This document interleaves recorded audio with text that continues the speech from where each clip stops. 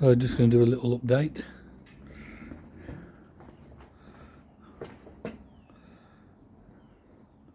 There's the aces that I bonsaied earlier last year. We're doing some pruning on those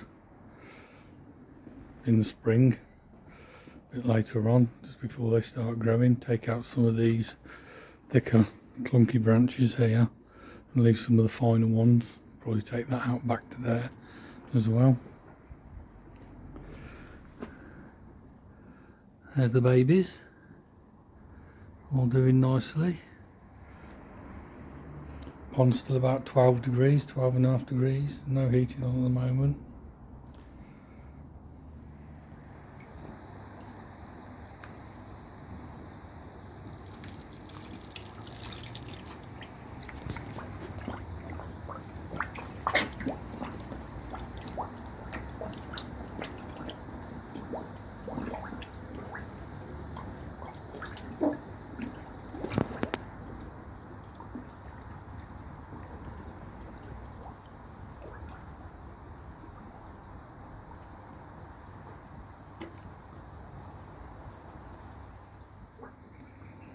Right, Shaggy's really putting on some girth now. He's going to be overtaking the biggest fish soon.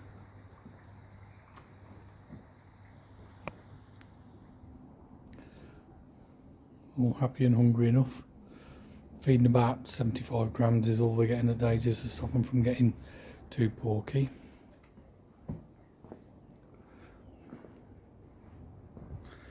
And the rest of the garden with bare trees.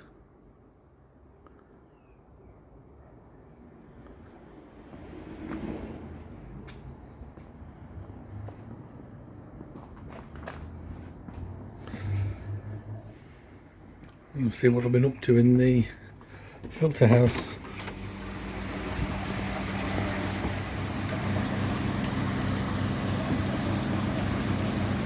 So the 3 big blues are still there, although I've changed the carbon over because I've been chewing through it recently with the bad mains water that I've got with 0.6 ppm of chlorine. I did run this with 2 activated in the first 2 vessels, but I found that although it was taking the free chlorine out, I was getting some combined chlorine coming through. So I changed the middle big blue over to catalytic carbon recently, and still got the bone char in the 3rd cylinder. So it's activated to remove the bulk of the free chlorine, which makes up about 90% of my chlorine level. I've got about a 10% level of combined chlorine, which will be trihalomethanes and other things like that, which the catalytic carbon then removes, and then the bone char for any metals that are left over after that. And that runs in through the needle valve and then through a second sediment filter just to take any carbon dust out of the 3 gacs that get through. Very little gets through, but it does take some out, and then it runs down and into the pond. That's currently running and pressurised to about 2.5 bar and running at about 318 mil a minute. Trickling straight into there, into the clear tube so that I can see it running easily on the 4-inch return line from the backy shower.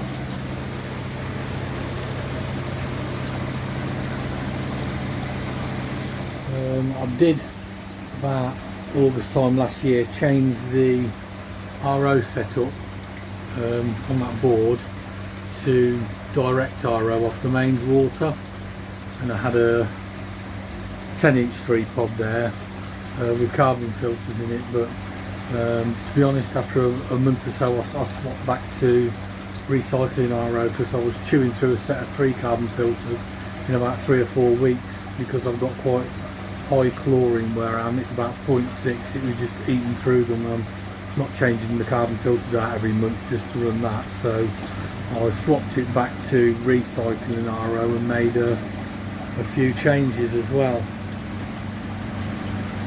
The RO just come on timer.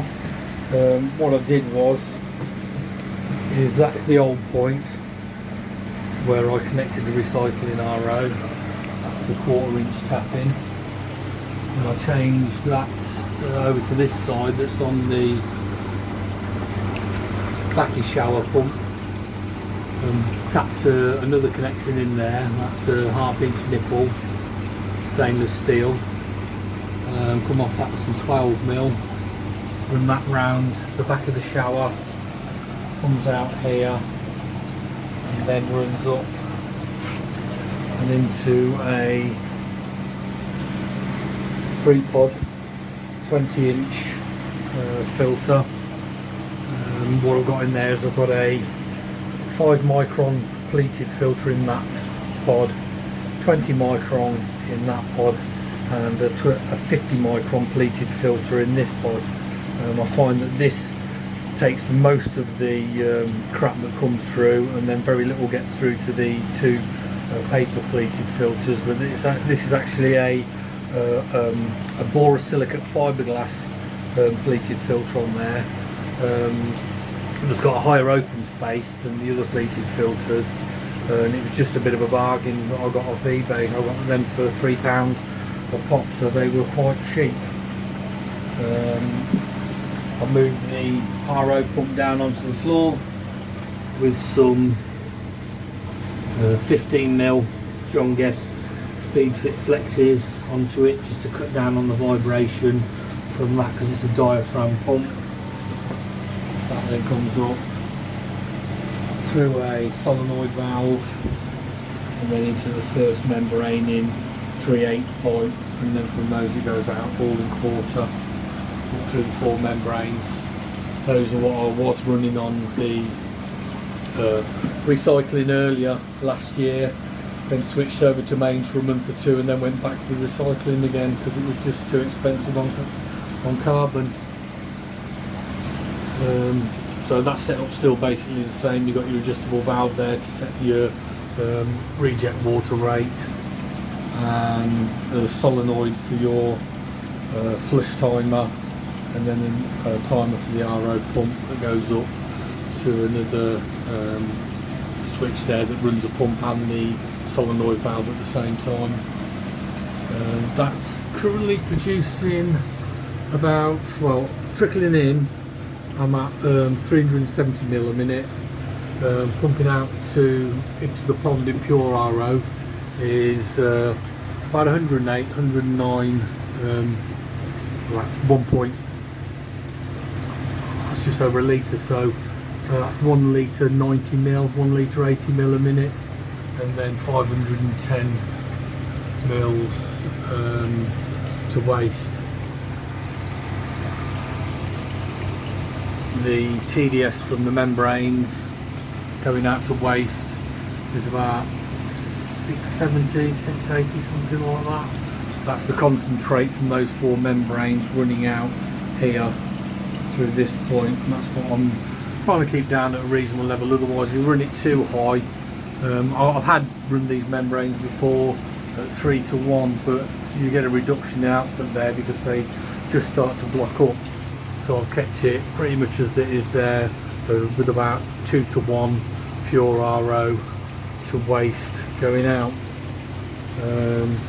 Dechlorination there, 360 mils, and that's worked out from how much I've got going into the pond and going to waste, so that I've got enough to cover the water that's taken out, plus what the drum uses, which is about 100 litres a day on average. So that's the RO setup as it's currently running. I changed the board over and everything last August time, and then I went to recycling RO just shortly after that, about October, November time, because it was just killing the carbon cartridges. Other than that, everything's still running along. The backy shower, bio's still chugging away. The pump that I've changed over is still running fine. The MA100's doing well. It's a lot quieter than the Charles Austin pump. That just runs on a timer now for an hour in the morning just to sweep the pond floor and the main drain, and this runs the air curtain and the bio. Anything else other than that? There's a sodium bicarbonate dosing tank. So the output from my RO runs across here and up through this valve into this tank. It's then got an overflow running out, and it just makes it easier for dosing bicarbonate. If I need to up the pH at all, I can just chuck a cup of sodium bicarbonate in there and just leave it to dissolve, and that will just run through there and dissolve out. The pond's currently at about 12.3. I've not heated since November. That's pretty much held up quite well. It dips down when it goes really cold, drops just below 12, and then when the temperature picks back up, it lifts up again because the pond's so well insulated. The heat from the ground underneath is enough to keep that temperature raised. It's done really well this year, pretty much the same as it's done last year. It held 12 degrees all through last winter. Other than that, is there anything else I've done? Any little changes I've made? I've added this tee here with some 3/8 and Coiflex airline pipe. And what I've done there is I've added a spray bar attachment to that, and I use that, turn that on, and I use that just to rinse out the sides and keep the drum nice and clean, and that just sprays and keeps that clean easier rather than getting a jet washer out or whatever. It just keeps that nice and tidy, keeps it clean down.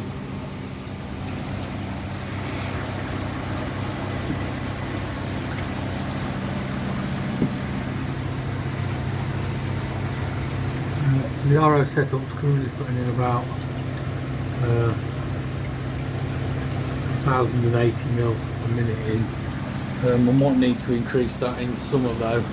So I've been thinking about changing these membranes here over from, these are 150 gallon a day membranes, over to 4 300 gallon a day membranes, and changing over the booster pump down here to a vane pump, although all this kit is quite expensive.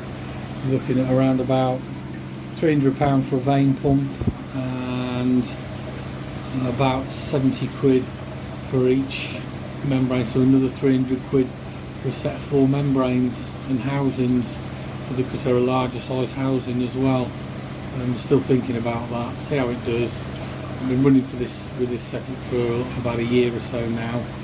I've managed with it, but it's okay in winter and spring and autumn, but in summer I could really do with having a slightly higher input. So it's either doubling up what I've got and having 8 150 gallon a day membranes, 2 of these RO pumps, or just stepping it up and getting some slightly bigger membranes and a bigger pump.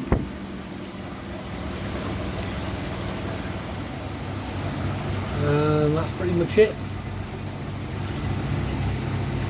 Everything's ticking along nicely.